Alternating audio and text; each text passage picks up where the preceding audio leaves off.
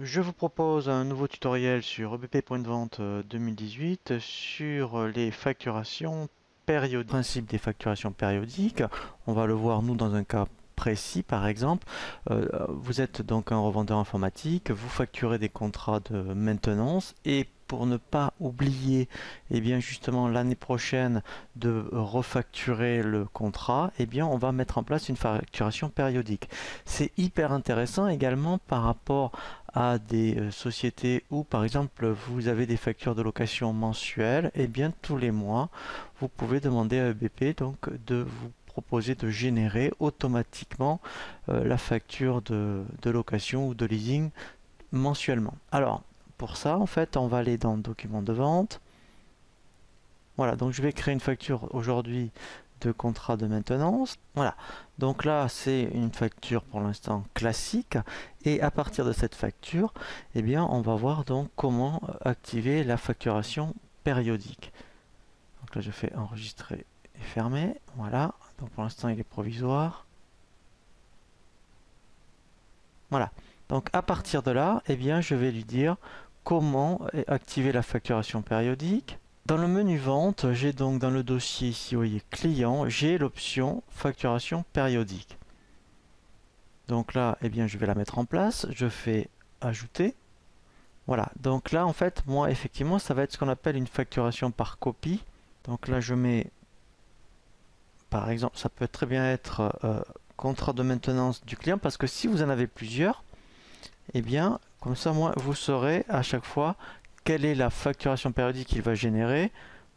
Donc, c'est bien à partir d'un copie de document de référence. Donc là, je vais aller chercher du coup ma facture. C'est celle-ci. Voilà. Et là, je dis, voilà, donc elle est bien associée. Ici, je dis à partir de quand je veux le mettre en place.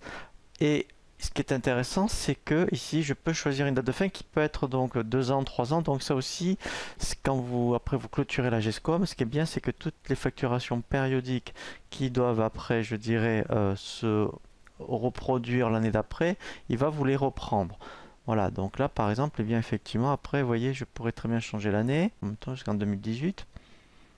Voilà, l'option remplacer sélective. Voilà, et là donc, ce qui est intéressant déjà, c'est qu'ici, vous voyez, j'ai là un aperçu des prévisions. Voilà. Après, ici, c'est là où je peux dire si elle est semestrielle ou annuelle. Voilà, donc là, je peux vraiment choisir la période. Donc là, je vais laisser mensuel pour vous montrer. Voilà, ici, j'indique le jour du mois où je veux l'activer. Donc si je veux que ce soit tous les 10, par exemple. Voilà. Voilà, alors ça c'est vraiment très intéressant. Si effectivement le prix change, alors là c'est vrai c'est par rapport à une facturation périodique mensuelle, lui il va le prendre en compte. Pareil pour les prix d'achat.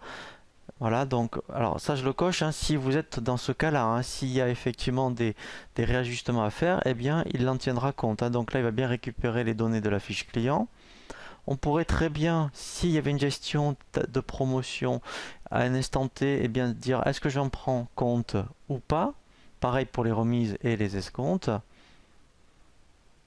On pourrait très bien mettre en plus un mode de règlement particulier pour les facturations périodiques. Vous voyez, donc si exceptionnellement là, je pense même à un règlement en 10 fois, vous mettez une facturation périodique et là vous dites ok. Mais là en fait ça va être par prélèvement par exemple. Voilà. Qu'après dans l'onglet client, il m'a bien récupéré les informations. Voilà, donc là il n'y avait pas de famille. Voilà. Donc là en fait c'est mis en place. Donc après effectivement je peux faire générer les factures. En fait je vais lui dire, donc moi celle du 11 septembre elle a été générée. Donc là je vais dire à partir donc jusqu'au mois d'octobre par exemple. Voilà. Alors il va pas réellement me la générer, vous allez voir. Ici, il va me le proposer. C'est-à-dire qu'en fait, si je fais appliquer le filtre, voilà. Vous voyez? Donc là, en fait, hein, rassurez-vous quand il fait générer facture, hein, par rapport donc jusqu'en 2018, il va pas tout me les générer. Il va générer le mois où, en fait, après, vous le demandez. Voilà. Et là, après, si je fais générer tout, il va donc me la passer. Vous voyez? Voilà, et là vous voyez donc il me propose génération des factures, je fais OK. Voilà, et là normalement, voilà. Voilà, donc ça c'est, vous voyez, hein, c'est relativement simple à mettre en place. Donc si vous êtes vraiment après dans ce cas de figure, eh bien d'activité où vous proposez des contrats de maintenance ou des, je dirais, des factures de prélèvement mensuel, eh bien avec les facturations périodiques, hein, vous voyez, c'est quand même relativement facile à mettre en place. Nous allons voir maintenant un autre cas de figure dans les facturations périodiques, ce que l'on appelle les facturations par regroupement. Alors là, en fait, moi j'ai un cas précis à vous présenter.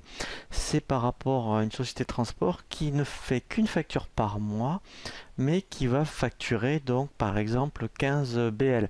C'est-à-dire qu'en fait elle se sert des bons de livraison pour ce qu'on appelle des bons de transport. Donc si elle a 15, je dirais, transports à faire pour le même client, le client ne veut qu'une seule facture à chaque fois, eh bien on va lui demander ici de faire les regroupements des 15 BL dans le mois. Alors ça peut être 15, ça peut être 5 hein, ou 10 par exemple, mais au moins ça lui évite, si elle devait faire elle-même la manipulation des regroupements de BL dans les documents de vente, c'est fastidieux, c'est source d'erreur en plus, alors que là, elle peut le programmer tous les mois.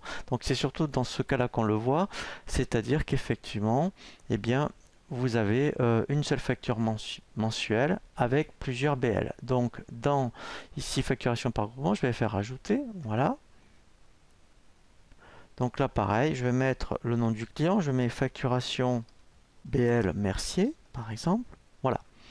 Donc ici, c'est bien des regroupements de BL que je peux faire. Et là, par exemple, je veux le faire pour le mois de septembre.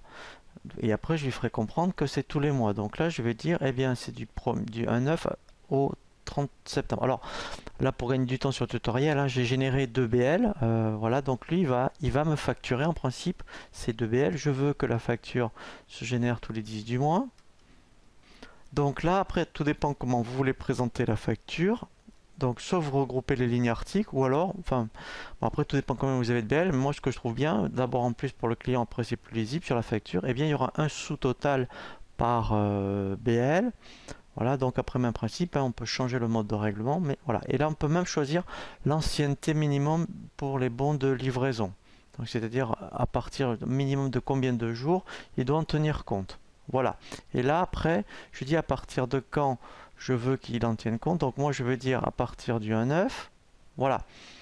Donc là par exemple, alors on peut limiter, alors là vous pouvez l'agrandir, hein, 10 dates ça veut dire qu'en fait hein, on aurait 10 factures. Voilà, mais donc alors si vous en avez une par mois, vous pouvez mettre même 12. Hein,